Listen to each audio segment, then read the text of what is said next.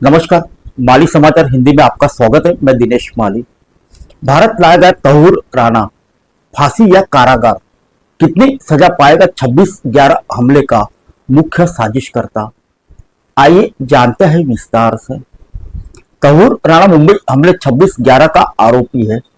इस हमले में 166 लोगों की मौत हुई थी। अमेरिका से प्रत्यर्पण के बाद उसे भारत लाया जा चुका है और दिल्ली की अदालत में उस पर मुकदमा चलाया जाएगा।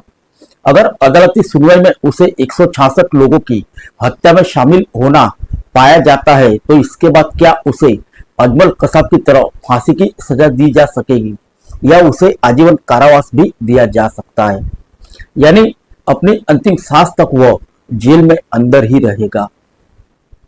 सर्वोच्च न्यायालय के वरिष्ठ अधिवक्ता अश्विनी कुमार दुबे ने कहा कि इस तरह के मामलों में देश प्रत्यर्पण संधि से बंधा होता है। उसे उन नियमों का पालन करना होता है जो समझौते के अंदर शामिल की गई थी।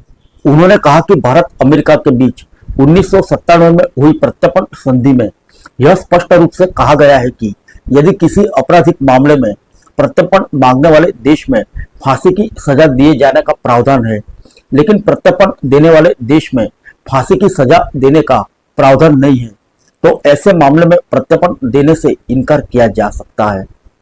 अश्विनी कुमार दुबे ने कहा कि ऐसे मामले में प्रत्यर्पण होने पर अदालती सुनवाई में फांसी की सजा होने के बाद भी सरकारें अपने विशेष अधिकार का उपयोग करती है और फांसी के आदेश का पालन नहीं किया जाता।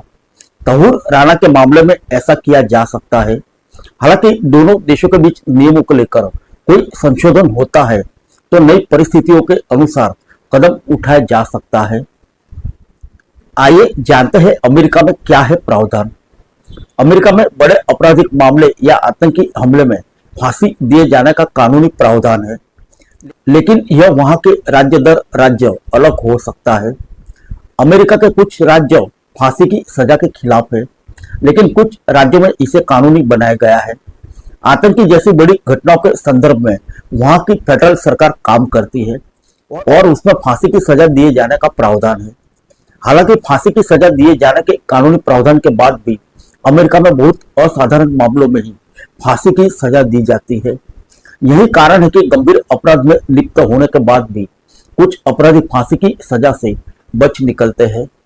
तहूर राणा को जिस मुंबई हमले के लिए रेकी करने का दोषी बताया जाता है, उसमें 6 अमेरिकी नागरिक की हत्या भी हुई थी। अमेरिका अपने नागरिकों की हत्या को बहुत गंभीर अपराध के रूप में देखता है। हालांकि एक अमेरिकी अदालत ने उसे मुंबई हमले के मामले में सबूतों के अभाव में बरी भी किया गया था। तहूर राणा को अदालत में फांसी मिलेगी या नहीं, यह एक अलग मुद्दा है, लेकिन इस बीच नई दिल्ली बार एसोसिएशन ने यह स्पष्ट कर दिया है कि तहूर राणा के मामले की सुनवाई के दौरान किसी प्रकार की बाधा नहीं आने दी जाएगी। तहूर राणा अपने केस की सुनवाई के लिए वकील नियुक्त कर सकेगा।